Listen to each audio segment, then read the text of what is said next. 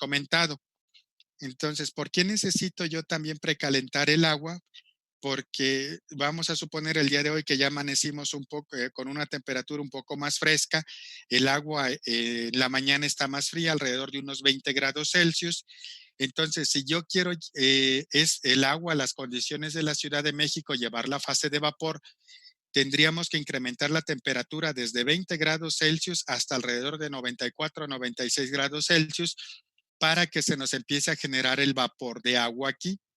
Entonces, si se calienta el agua en el economizador, la puedo llevar a una temperatura de unos 35, 40, 45 grados Celsius y ahora yo voy a tener que emplear menos combustible para llevar el agua desde 40 o 45 grados hasta los 96 grados Celsius que yo requiero. Entonces ahí también vamos a estar ahorrando por la parte de combustible.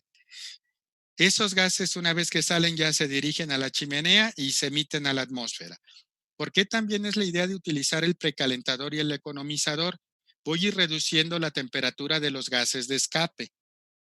Y eso me va a permitir en algún determinado momento cumplir con la normatividad en cuanto a la emisión de gases contaminantes a la atmósfera. Me van a decir cuáles son las cantidades máximas de contaminantes que puedo emitir, a qué temperatura también las debo de emitir y qué velocidad debo de llevar yo aquí en la chimenea.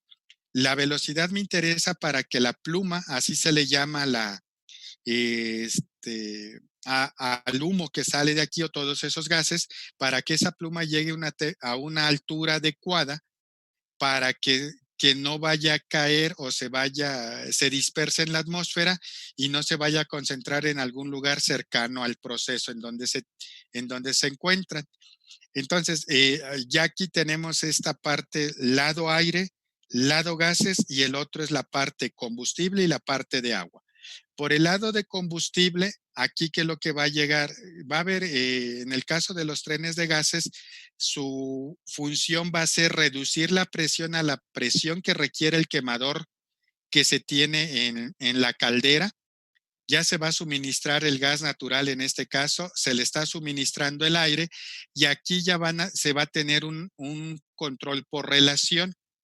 Ese control por relación es el que me va a decir que por cada kilogramo de combustible que yo esté suministrando a la caldera, debo de suministrar N kilogramos de aire. Si nos ubicamos, por ejemplo, en el caso del servicio auxiliar del gas, solamente estábamos hablando de instrumentar el proceso y regular la presión. ¿Sí? Y tener un monitoreo. En ese caso, el monitoreo, ¿para qué nos iba a servir? Para saber cuál es la cantidad de volumen que se ha estado consumiendo de gas y que eso debe de ser similar al que está midiendo Pemex para hacer el cobro o mandar la factura por el caso de esos servicios. Entonces, esa es la función meramente del gas. En el caso de la planta de tratamientos de agua, ya ahí ya empieza a haber un poco más de control, aunque también hay monitoreo de las variables analíticas, control de ciertos químicos que se le vierten al agua para que se cumpla con las características físico-químicas, pero aquí ya en el caso de la caldera ya se tiene más control. ¿Desde dónde puedo tener control? Control del motor eléctrico del ventilador de tiro forzado. Puedo tener aquí ya mi control por relación. El más sencillo es dejar esta variable así tal cual como se tiene, y que se vaya ajustando el flujo de gas de acuerdo al flujo de aire que se está manejando. Por ejemplo, el ventilador puede estar operando a plena carga, pero en la mañana va a llevar un flujo de gas diferente al que tendríamos al mediodía y al que tendríamos en la noche. Todo eso, ¿por qué? Porque voy a tener variaciones de presión, de temperatura y de humedad del medio ambiente.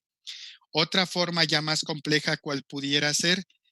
No tan solo controlar el flujo de gas, sino también controlar el flujo de aire ahora sí, a través de compuertas para que yo pueda estar regulando el flujo de aire que estoy metiendo a la caldera.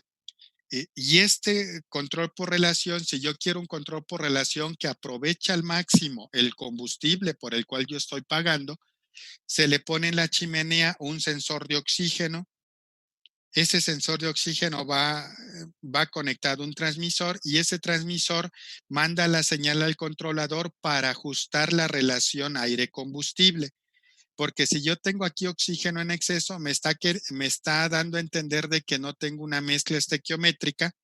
El no tener una mezcla estequiométrica va a hacer que no se aproveche al máximo el gas por el que yo estoy pagando. Entonces, ya un control más complejo puede ser implementar aquí esa parte del monitoreo de oxígeno para hacer el ajuste del control por relación.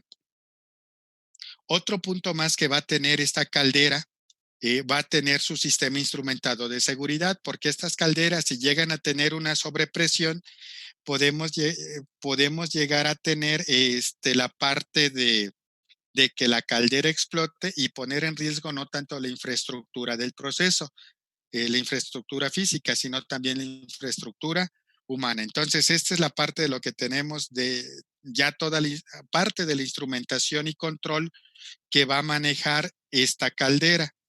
Por el otro lado, también tenemos las partes principales de esta caldera.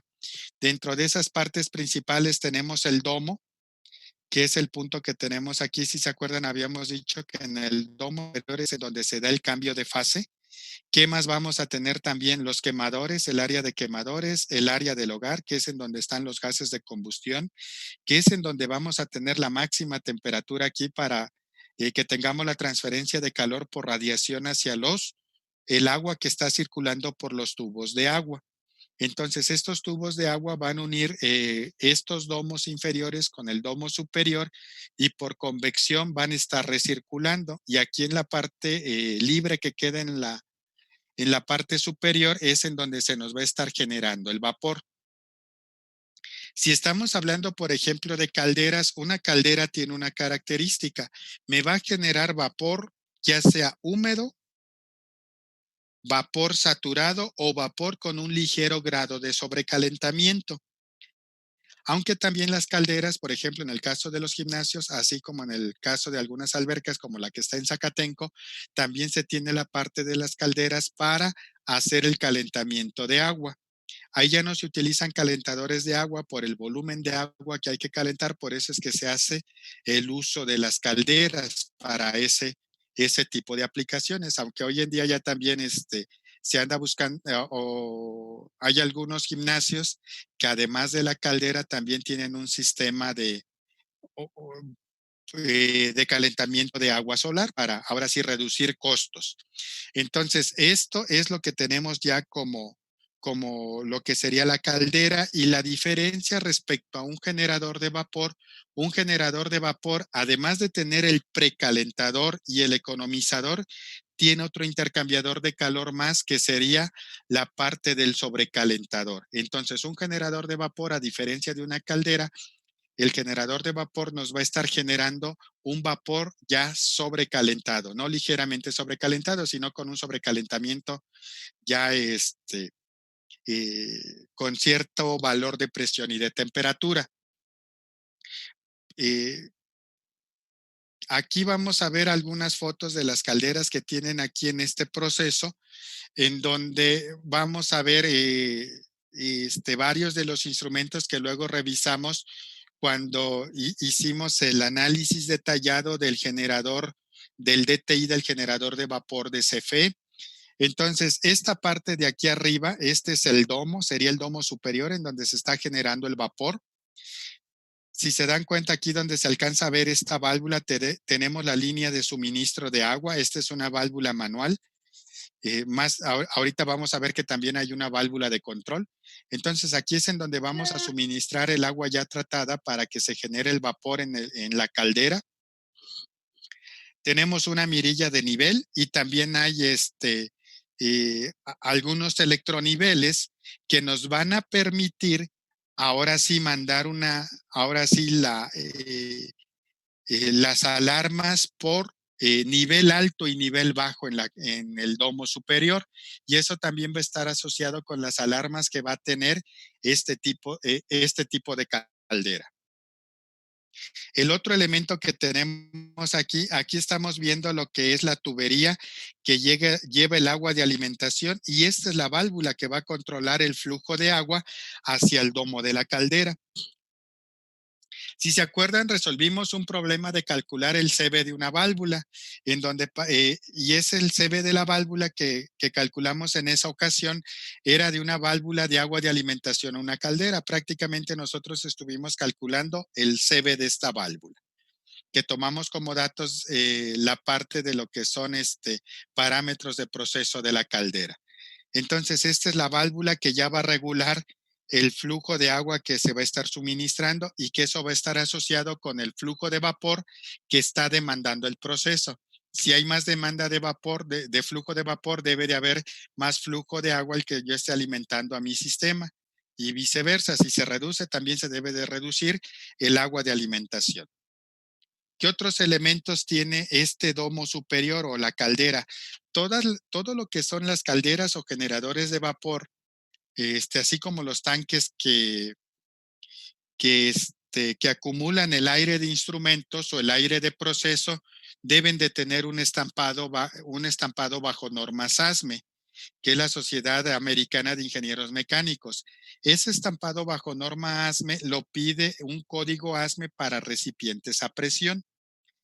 Entonces, ese código ASME nos va a dar un punto importante dentro de lo que son las calderas. Me va a dar la presión máxima de diseño.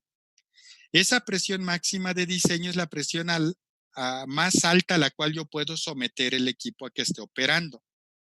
Entonces, estas dos PCB que yo tengo aquí van a proteger por cualquier sobrepresión que se me llegue a generar en la caldera.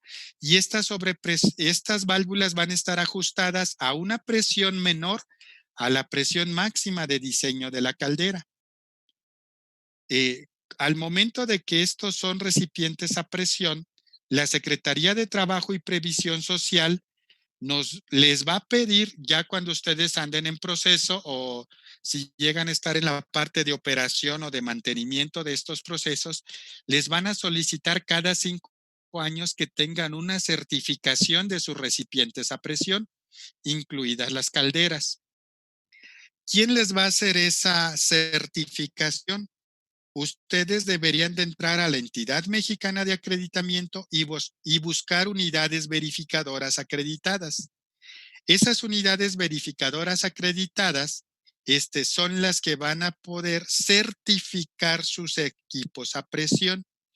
Cuando ya se llegue el tiempo adecuado, ustedes contactan estas unidades de verificación acreditadas y ellas van a ir a su instalación y van a verificar que se cumpla con la NOM 020 de recipientes sujetos a presión. Entonces van a inspeccionar la caldera, van a ver cómo se ha estado desgastando el material y en base a ese desgaste que tenga la caldera van a aplicar pruebas no destructivas, van a determinar esos nuevos espesores y en base a esos nuevos espesores por desgaste que sufren este tipo de equipos, van a calcular ellos la nueva presión máxima que van a tener. Entonces, si se acuerdan, una cosa es la presión máxima de diseño, que eso es lo que me va a dar el fabricante. Si se acuerdan que decía que el vapor debería de estar a 16.5 kilogramos por centímetro cuadrado, y mi presión máxima de diseño en el caso de esta caldera nueva fue de 22 kilogramos por centímetro cuadrado. Ya después, en la última certificación se determinó que esa presión máxima ya no era de 22 kilogramos, sino era de 21 kilogramos por centímetro cuadrado. Entonces ahora yo tengo que ajustar estas. Ahora sí, estas PCB siempre van a estar ajustadas para una presión menor a estos 21 kilogramos por centímetro cuadrado. Recuerden que nunca debo de llegar a exceder esa presión máxima de diseño. Entonces, estas dos válvulas, ¿cómo están ajustadas? Una se ajusta a 18.5 y la otra está ajustada a 19 kilogramos por centímetro cuadrado. Entonces, si llega a haber una sobrepresión, ¿qué es lo que va a hacer? Debe de abrir la válvula que tenga la menor presión de ajuste. Cuando llega a 18.5, estas válvulas, estas PCB son las que se van a abrir, ¿sí? Y ahora, si se dan cuenta, estas están conectadas hacia la parte de abajo a lo que es el cuerpo el cuerpo del domo superior, ¿sí? Y ya el vapor que se va a disparar de aquí, vean que hay una tubería que va a llevar el vapor a descargarlo en un lugar donde no ponga en riesgo a los operarios y en segundo lugar al proceso. Entonces, estas dos presiones que yo tengo aquí las pudiera ajustar a un valor ligeramente más arriba. Pudiera, por ejemplo, ajustarlas a 19,5 y 20 kilogramos por centímetro cuadrado, pero ahora yo tendré una pequeña diferencia entre la presión máxima de la última certificación. El que yo tenga aquí una diferencia más alta me está dando también una opción, una ventana en cuanto a presiones que se traduce en una ventana de tiempo para poder llegar a hacer alguna acción en caso de que tal vez estas dos válvulas no llegaran a abrir por una presión alta. Entonces ya si estas no llegaran a abrir, pues previamente ya el operador que esté en el cuarto de control, él ya va a estar viendo que hay presiones altas y si estas presiones altas se mantienen, ¿qué, ¿qué es lo que me va a estar indicando? Que estas válvulas de seguridad, la primera por lo menos no operó. Si es que llego a tener una presión arriba de 18,5. Si llego a tener una presión de 19 y de repente veo que baja, abrió la segunda válvula. Pero si yo veo que tengo 19 y sigue incrementándose la presión, tal vez pudo haber sido una cuestión que no le hayan dado el mantenimiento adecuado a las PCBs y eso va a generar que estas no disparen ante una situación de una sobrepresión en el sistema. Estas otras fotos que vienen aquí, jóvenes, ahora ya van con respecto a la parte de lo que son toda la parte de quemadores, parte de combustión. Ahorita vimos lo que se refiere a cómo se suministra el agua al sistema y cómo está la parte del domo superior. Entonces aquí tenemos lo que son los quemadores, ¿sí? Vamos a tener un transformador de ignición. Este transformador de ignición sería lo equivalente a una bujía en el caso de un automóvil, que es el que me va a generar la chispa. Este va a generar una chispa para mantener siempre prendido este piloto, ¿sí? Este va a ser el gas para el piloto y voy a tener aire también para el piloto. Finalmente, para que el piloto esté funcionando, yo debo de tener aire y combustible. Y este elemento va a ser un detector de flama. Entonces, si yo mando el gas y hagan de cuenta, ya inyecté el gas, ya hay aire y mando a que este transformador de ignición opere y si yo no llego a detectar una flama, va a estar metiéndose más gas al hogar de la caldera y se me puede generar una mezcla explosiva. Entonces, si en determinado momento este no llega a detectar que haya alguna flama al interior del hogar, va a mandar un paro del sistema. Este, por ejemplo, va a ser un permisivo. ¿Qué va a ser un permisivo? Que si yo no detecto flama, yo no puedo seguir con el proceso de operación de la caldera. Entonces, este es visto de frente en donde está la parte de los quemadores. El otro punto que tenemos aquí, el otro punto que tenemos aquí es la parte en donde ya están los interruptores de flujo de aire mínimo y aire máximo. ¿Por qué voy a parar mi proceso si tengo un flujo bajo de aire? Porque voy a tener una mezcla con exceso de combustible que puede llegar a generar en ciertas zonas de la caldera una mezcla explosiva. También si tengo un flujo bajo de aire, no voy a estar quemando completamente el combustible y voy a estar pagando por combustible que no estoy aprovechando termodinámicamente. Si yo tengo un flujo alto de aire, puedo, aquí ya voy a tener una combustión incompleta y el tener una combustión incompleta, ¿qué es lo que me va a generar dentro de mi proceso? Que esté mandando más contaminantes a la atmósfera. Entonces, por eso tengo estos dos interruptores también, así como hay un interruptor de presión alta para el gas que va al quemador. Entonces, una vez que este interruptor, a ver, creo que sí hay otras dos fotos más. Una vez que este interruptor por presión alta detecte esa presión, manda inmediatamente esta válvula que está aquí a un costado, manda que esta válvula cierre para que yo ya no esté suministrando más gas a mi proceso. Pero también como hay un interruptor de presión por presión alta, hay un interruptor por presión baja, que este también va a cortar el flujo de gas hacia el sistema. Si ustedes alcanzan a ver en esta foto, tenemos dos válvulas on-off. Esta es la válvula que no se alcanza a ver en esta figura. Es esta de aquí que está asociada al interruptor de presión baja y esta válvula que está asociada al interruptor de presión alta. Entonces, esas son las protecciones que se tienen en esta parte.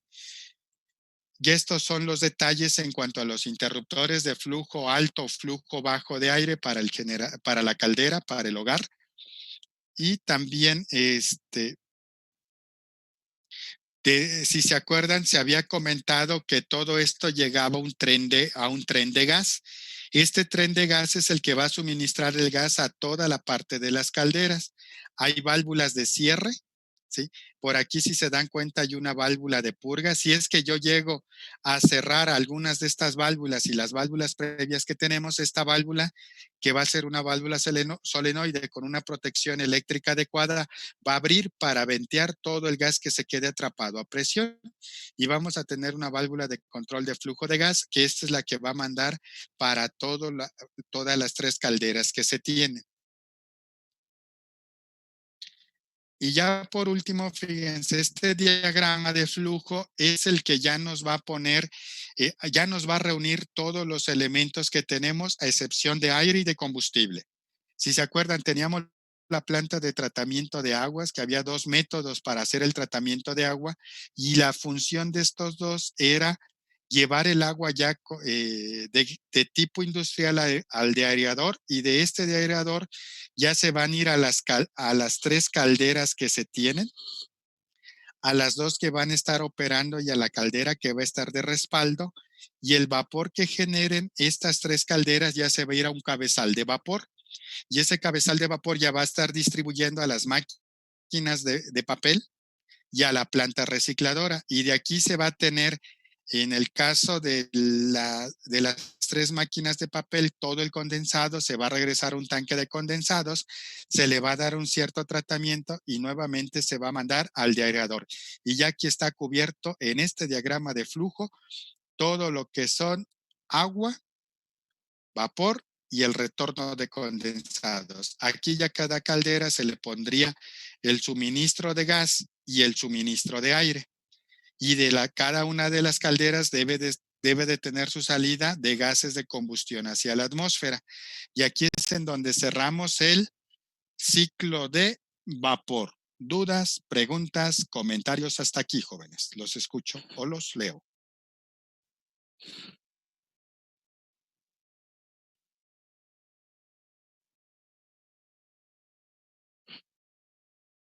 ¿Ninguna?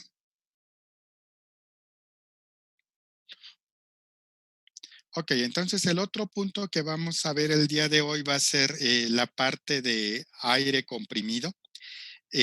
Vamos a ver cómo está distribuido el aire comprimido en la planta de forma muy genérica, y ya la parte de lo que también en el área de aire comprimido vamos a ver cómo quedó ya la instalación de gas comprimido, la nueva que se estaba haciendo en ICA antes de que nos mandaran a nuestras casas. 2 semanas después quedó terminada esa obra y ya quedó entregada. Entonces, la parte del aire comprimido para esta planta de generación de papel, de producción de papel, perdón, está compuesta por 8 compresores tipo tornillo que van a suministrar el aire a toda la red de distribución de aire comprimido con el que cuenta la planta. Esos 8 compresores, se van a tener 6 compresores que van a estar operando constantemente.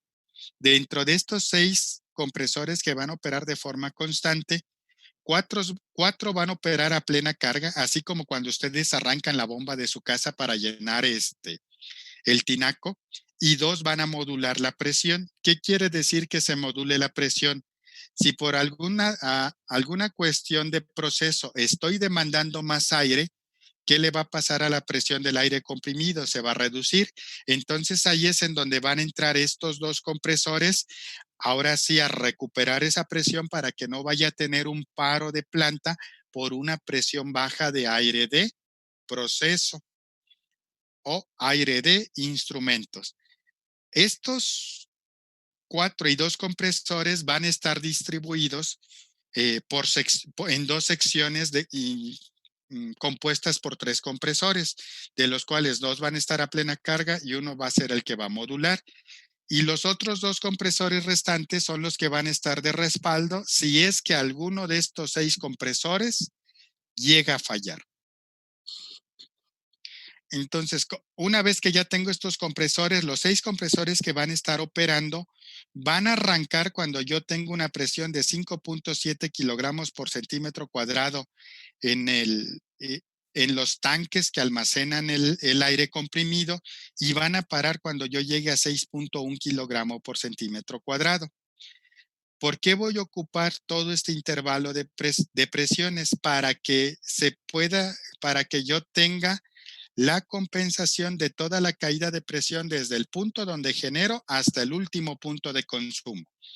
Cuando ya son procesos muy grandes, pues ya tengo una caída de presión considerable, entonces debo de estar atento a ese tipo de caídas de presión que se me llegan a presentar en mi sistema. Previo, claro está, en una memoria técnica, cuando diseñan el sistema de aire comprimido, ya me van a decir la caída de presión máxima que voy a tener en toda la red de aire comprimido. Las máquinas de papel se van a alarmar por presión alta cuando yo tenga 5 kilogramos por centímetro cuadrado, y van a parar cuando yo tenga 4 kilogramos por centímetro cuadrado por una presión baja. Ahora sí, van a estar ajustadas para que trabajen alrededor de 4.5 kilogramos por centímetro cuadrado. Y toda la red de aire comprimido que estaríamos hablando, el cabezal de aire comprimido, debe de estar siempre a 5.5 kilogramos por centímetro cuadrado. ¿Esto para qué? Si yo estoy con este valor, ya estoy cubriendo este intervalo para las máquinas de papel, y también voy a estar cubriendo el intervalo que me va a manejar el sistema de instrumentación, principalmente las válvulas de control, que como vimos en varias de las fotos que por aquí les mostré, son válvulas que tienen un actuador neumático. Los compresores que utilizan, pues es algo de lo que ya hemos estado viendo mucho en los webinars que han estado, en los que han estado atentos a lo largo de este periodo, donde tengo el compresor de tornillo, tengo el filtro en la succión, tengo una válvula antirretorno, y tengo también válvulas para presión mínima, que estas ahora sí también en muchas ocasiones también están asociadas con paros del compresor por una presión baja, y también tienen válvulas, aparte de la válvula de seguridad, tienen transmisores que me mandan un paro por una presión alta en el sistema. Independientemente del tipo de compresor que se esté utilizando, casi por lo regular siempre se va a contaminar el aire con aceite, entonces por eso cuentan con un separador de aceite. Eh, Esta parte, al momento de que yo estoy comprimiendo el aire, lo voy a tomar de la atmósfera. En la atmósfera voy a tener una presión, una temperatura y un porcentaje de humedad, y eso es lo que es también parte de la humedad que yo tengo que retirar del sistema una vez que ya lo comprimí. Al momento de que comprimo el aire también se incrementa la temperatura, por eso se tiene un sistema de enfriamiento. Entonces, una vez que ya se enfría ese aire, ya se manda a los tanques de almacenamiento, y en los tanques de almacenamiento, aún así en la parte de abajo de esos tanques se tiene una válvula de purga para que cada determinado periodo de tiempo se vaya purgando para ir quitando la humedad que se va generando.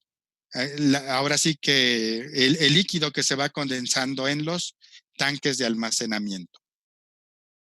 ¿Para qué se utiliza el aire comprimido dentro de esa planta? De los usos principales son las válvulas de control y controladores neumáticos que se llegan a tener, cilindros neumáticos cuando se requiere hacer parte del proceso del papel, sistemas de soplado que son para limpieza, para las máquinas de papel, que en unos puntos requieren la parte de aire a presión. La planta de fibra reciclada requiere también de lo que es el aire, además del agua de la planta de tratamiento de agua. De todas estas áreas, las más críticas en cuanto a que sea un aire seco son las válvulas de control y los cilindros neumáticos, y ya de ahí las otras 4 áreas pueden estar trabajando con aire que tenga cierto contenido de humedad y no vamos a tener ningún inconveniente. ¿Cómo están armados los compresores? Si se acuerdan, habíamos comentado que voy a tener bloques de 3 compresores con una unidad de control y un tanque de almacenamiento de aire comprimido. Va a tener un transmisor para estar monitoreando tanto presión, para que cuando yo tenga presión bajo, presión alta, mande a que estén operando estos sistemas. Vamos a suponer compresor A, compresor B, compresor C. ¿A qué se refiere selección semanal? Por ejemplo, vamos a suponer esta semana van a estar operando A y B a plena carga. Y en caso de que yo tenga una demanda alta de aire, es como va a entrar el compresor C, que es el que va a estar modulando la presión. Una vez que ya si ya la carga de aire acá está bajando, ¿qué es lo que voy a ver? Que se empieza a presurizar mi sistema. Entonces, cuando llegue una determinada presión, va a decirle la unidad de control que pare el compresor que está de respaldo, en este caso es C, y así se va a quedar trabajando, por ejemplo, toda esta semana. Para el próximo lunes, entonces ahora ya voy a sacar a A, se va a quedar ahora sí para modular la presión, y los compresores B y C son los que van a estar operando de forma continua. Igual, si llega a haber una alta demanda es cuando va a entrar el compresor A. Para la siguiente semana, ahora va a estar operando C y A, y B es el que se va a utilizar para hacer la modulación de la presión. Cuando yo ya hice el recorrido de todo este ciclo, ya todos los compresores estuvieron operando 2 semanas y una semana estuvieron solamente para hacer la parte de modulación de la presión. ¿Eso a qué me va a llevar? A que no voy a tener máquinas paradas por un periodo grande de tiempo y que cuando yo las quiera operar no puedan operar porque en un determinado momento esa máquina, como se quedó sin operar, es más factible que falle al momento de que yo la quiera operar. Entonces, así es como van a estar operando estos 3 compresores, y se van a tener 2 arreglos similares, y aparte de los 2 compresores que van a estar de respaldo ante cualquier falla de alguno de estos 6 compresores. ¿Qué más vamos a tener dentro de ese sistema? Se tiene una línea de aire húmedo que es para limpieza en áreas de producción y las otras aplicaciones que habíamos comentado. Y también tenemos el aire seco, que es para instrumentos, que nosotros lo conocemos como aire de instrumentos. Finalmente, este sistema de aire comprimido, por el tamaño de la planta, va a requerir tener tanques de almacenamiento en primero donde estoy generando el aire comprimido, y el otro va a ser en donde están los puntos de consumo o por zonas donde esté llegando el aire comprimido. ¿Para qué me van a servir estos tanques de almacenamiento? Para amortiguar cualquier sobrepresión o fluctuaciones de presiones que llegue a tener en mi sistema, y que siempre llegue la presión, además de con el valor que yo requiero, que llegue con la, que llegue sin tantas fluctuaciones o variaciones y pueda llegar a dañar la instrumentación. Entonces, esto es en general así como va a estar operando esa planta respecto al aire comprimido. Ya las imágenes que vienen de aquí en adelante son las imágenes que forman el sistema de aire comprimido que ya se quedó finalmente en la escuela. Esta obra se terminó el 30 de marzo y ya las fotos de aquí es como quedó finalmente esa instalación. ¿Por qué se genera esta instalación? Si se acuerdan, cuando luego estábamos en el B02 y ocupaban el multilazo, arrancaba el compresor que está a las espaldas del B2 y B3. Ese compresor es reciprocante, el ruido es muy alto. Ahora sí que lo vivimos cuando estábamos en las prácticas. Ya se hizo una medición de los decibeles que se tienen en diferentes puntos de pesados 1 y se llegaron a encontrar valores de 85, 90 hasta 105 decibeles, que ya están por arriba de los que marcan las normas de la Secretaría de Trabajo y Previsión Social.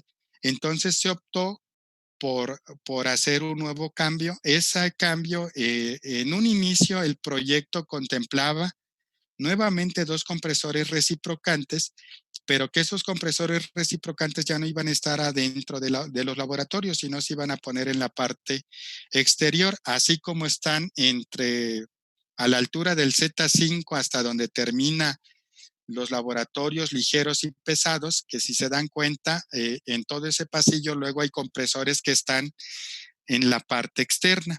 Entonces, esa era una primera idea. Dentro de ese mismo proyecto se había considerado utilizar tubería de acero al carbón. Eh, Ahora sí que así estaba planteado inicialmente el proyecto. De ahí también se buscaba que esa instalación no tan solo sirviera para suministrar un servicio auxiliar para los laboratorios, sino también buscar que fuera una instalación que sirviera para prácticas dentro de todo lo que es la carrera de ICA. Entonces, se planteó que se hiciera un monitoreo de todo el sistema de aire comprimido en cuanto a flujos consumidos en todas las áreas, presiones, temperaturas y volumen de aire consumido. Entonces, eso ya va con la tendencia a tener un laboratorio de industria 4.0 para la parte para este sistema auxiliar. Entonces, de los medidores de flujo que hay para diámetros pequeños de tubería, estamos hablando que esta tubería que ustedes ven aquí es de 1,5 pulgadas. Este es de aluminio, como las que han estado comentando en los webinars de Kaiser, que no genera corrosión al interior de la tubería, y al no tener corrosión no puede haber desprendimiento de impurezas o de suciedad. Entonces, los medidores de flujo para gas que se encontraron en el mercado, explorando todas las marcas que llegan aquí al país, así como marcas eh, que habría que pedirlos por importación, todos eran instrumentos que miden flujo por dispersión térmica. Y un elemento que mide flujo por dispersión térmica es muy sensible a las impurezas o suciedad que lleva el gas. Entonces, por eso se decidió utilizar este tipo de tubería, que es la de aluminio. Otro punto clave también para hacer el uso de este tipo de tubería fue el siguiente. El proyecto estaba pensado para desarrollarse de diciembre a enero, cuando todos los laboratorios no están operando. Pero por cuestiones meramente administrativas, el proyecto se autoriza hasta finales de enero, la primera semana de febrero, ya cuando estábamos en clases. Entonces, la única opción que se vio es sacrificar esa semana y media que no se tuvo acceso a los laboratorios, para hacer toda la parte de la instalación de la tubería y toda la parte de lo que fue el cableado para el monitoreo de toda la instalación, que si se hubiera hecho con acero al carbón, el tiempo de la obra se iba como a un mes en vez de semana y media, porque habría que estar haciendo procesos de soldadura a lo largo de toda la instalación. Eso para garantizar que no llegáramos a tener la parte de fugas en todo el sistema. Entonces, ya otro punto también importante fue la selección de estos compresores, los últimos que ya se adquirieron, que fueron de tornillo porque son silenciosos, generan alrededor de 65 decibeles. Ya esos ya se pudieron poner al interior de las instalaciones, aunque todavía está la otra etapa del proyecto, que es ponerles un encabinado para que todavía se reduzca más el ruido hacia los laboratorios. Pero ya los 65 decibeles ya están dentro de lo que marca la norma para el tipo de aplicaciones que tenemos. Ya esta tubería que ustedes están viendo aquí, ¿sí? Esta ya es una tubería de 1,5 pulgadas, que esta tubería es la que forma un anillo a lo largo arriba de todo lo que es desde el B1 hasta el B9. Se cierra un anillo completo y de ese anillo, que es a 1,5 pulgadas, ya se hacen las bajadas a cada laboratorio con una tubería también igual, pero ahora de 1 pulgada. Aquí, ahora sí que esta es parte de la vista de cómo se iba levantando todo lo que es el anillo que va a suministrar, que suministra el aire a todos los laboratorios. ¿Sí? Si se dan cuenta ustedes en esta, ahora sí esta va de oriente a poniente, esta toma. Y de aquí en esta última figura esta última foto que tenemos aquí en la esquina inferior, se alcanza a ver cómo va la tubería y aquí dobla 90 grados para formar el anillo. Entonces, si se acuerdan de los webinars que habíamos, de los que habíamos visto, es que una de las mejores formas de distribuir el aire a los sistemas es hacerlo a través de una instalación tipo anillo, que a diferencia del anterior que tenemos es solamente un cabezal que va de inicio a fin y ya nada más se van haciendo las extracciones. Entonces ya también se buscó una instalación que sea más allegado a lo industrial que ustedes se van a encontrar ya en su vida laboral. Son los dos compresores, aquí ya estaban en instalación, este es el gabinete de control de todo el sistema. Aquí es la parte en donde ya se está suministrando el aire a todo el anillo. Esta parte que tenemos aquí es igual a 1,5 pulgadas, sube a 1,5 pulgadas y ya la distribución a cada laboratorio es a 1 pulgada, como habíamos comentado. Estos compresores también generan aire caliente, entonces aquí se recomienda que ese aire caliente se extraiga. Más adelante hay unas fotos en donde ya en la parte de arriba se tiene la extracción del aire caliente, se une en una T y se pasa por arriba del plafón y es este ducto que tenemos aquí y ese aire caliente se va a dejar al exterior del laboratorio por la parte donde está la isla, hacia el edificio 1. Entonces, este ducto que tenemos aquí se llama espiroducto, ahora sí que eh, ahora sí que es de un calibre adecuado para que también esta instalación sea lo menos pesada posible y eso también invierte en tener menos infraestructura para sostener este tipo de ductos. Ya están los fierros y las máquinas y estos son los sistemas que me van a llevar el monitoreo de toda la instalación. Un transmisor de temperatura para medir la temperatura del aire que se suministra al anillo, un transmisor de presión manométrica para medir la presión también y monitorear tanto presión y temperatura del aire que se suministra al anillo, un medidor de flujo de 1,5 pulgadas y todos los demás medidores de flujo son a 1 pulgada. Estos medidores de flujo son de la marca IFM, igual que los transmisores de presión y temperatura, y todos tienen una característica, manejan tanto señal analógica como digital. Analógica 4 a 20, digital protocolo IO-Link. Entonces, todo lo que es flujo, estos 14 medidores que se ven aquí, son multivariables. ¿Qué quiere decir esto? Que me van a estar mandando el flujo, me van a dar la presión, me van a dar la temperatura y también me van a dar el volumen total, por ejemplo, que han generado los compresores de aire comprimido, si estoy midiendo con el de 1,5, y si estoy midiendo con los de 1 pulgada, me van a decir el volumen de aire que está consumiendo cada uno de los laboratorios.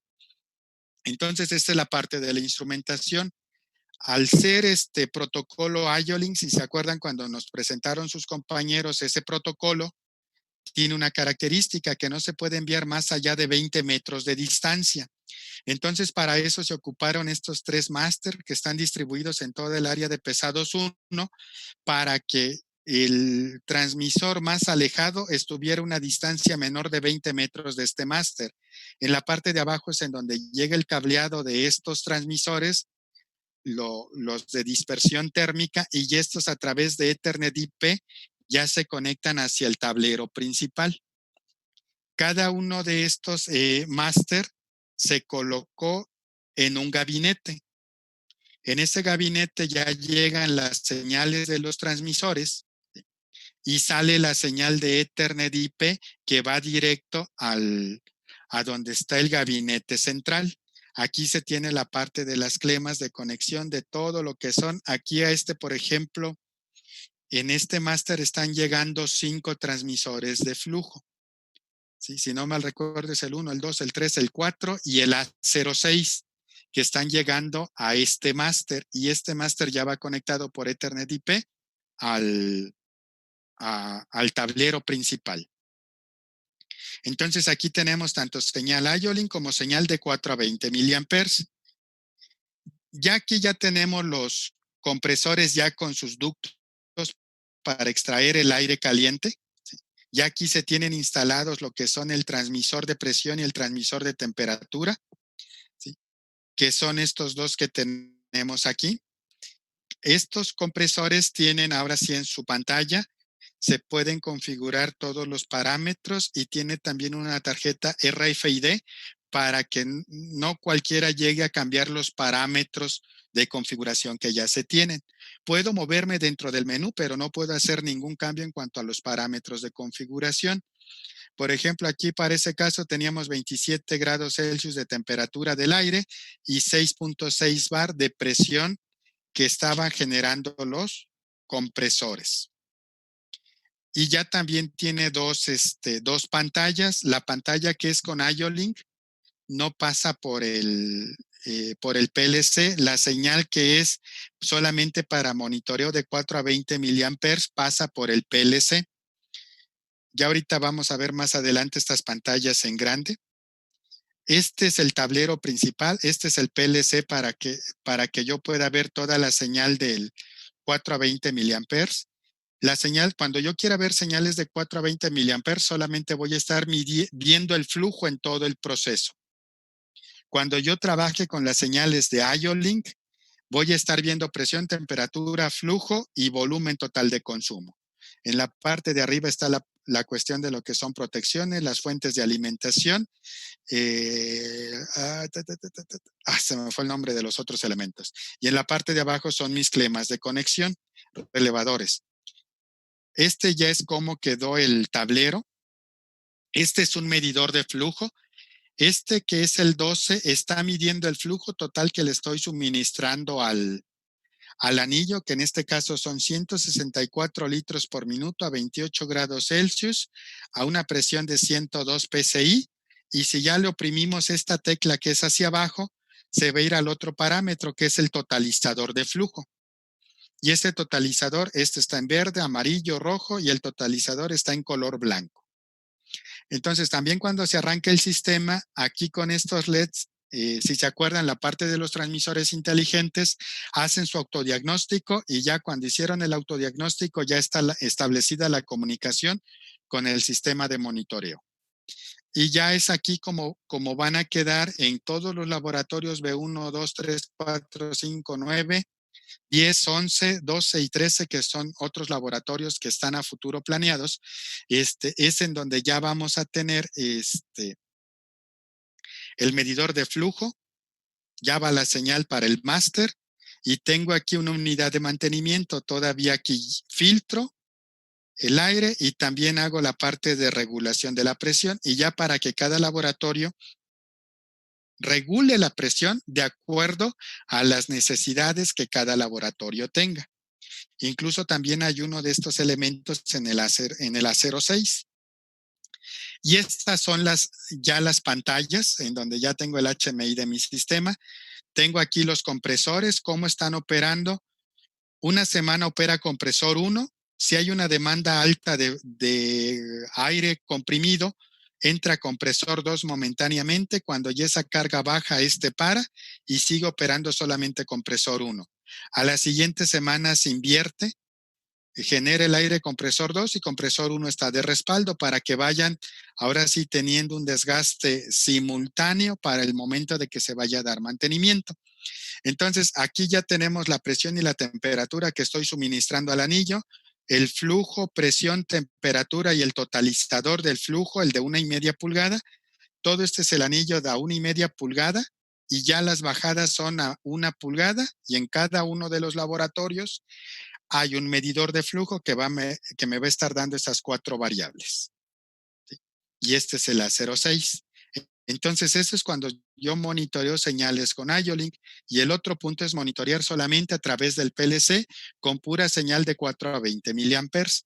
Esta señal de manejar 4 a 20 miliamperes va a ser para prácticas de quinto semestre, con IOLINK va a ser para prácticas de sexto semestre y ya combinado todo el sistema va a ser para prácticas en octavo y en noveno semestre en la optativa de procesos industriales y también de aquí van a poder sacar datos la Academia de Control para hacer todo lo que ellos requieran. Prácticamente si se están dando cuenta, todo el proceso lo tenemos monitoreado. ¿Dudas, preguntas, comentarios, jóvenes? Los escucho o los leo.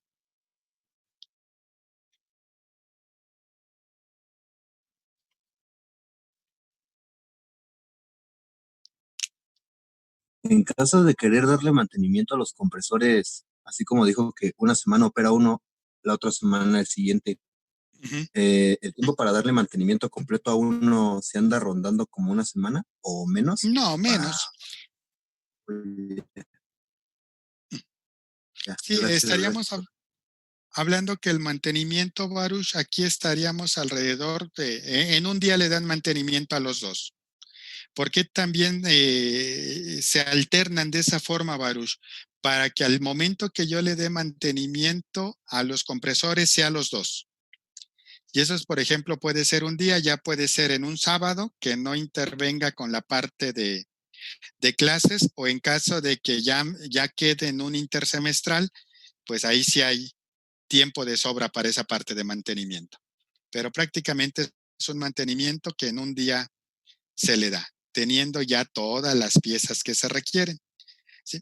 Un punto importante, por ejemplo, ahorita que usted comenta de mantenimiento, Baruch, son las distancias entre compresores. Estas distancias están determinadas para que cuando una persona le esté dando mantenimiento al compresor 1 o al compresor 2, no tenga que el otro compresor no le estorbe. Entonces, eso también es una parte que ustedes van a tener que ver, por ejemplo, al momento de hacer los típicos de instalación, ver que tengan el espacio suficiente para que cuando le vayan a dar mantenimiento a instrumentación o a un equipo, tengan el espacio suficiente para esas operaciones de mantenimiento. Ok. ¿Alguna otra pregunta o comentario, jóvenes?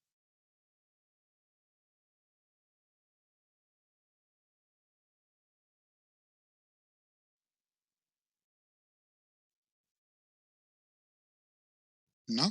Bueno, miren, entonces, si no hay algo más que comentar, el día de hoy aquí le dejamos. Para los que se hayan inscrito en el webinar de las 5 de la tarde, pues creo que estamos a tiempo para, ahora sí, para irnos a ese webinar de instrumentación básica para la industria del petróleo.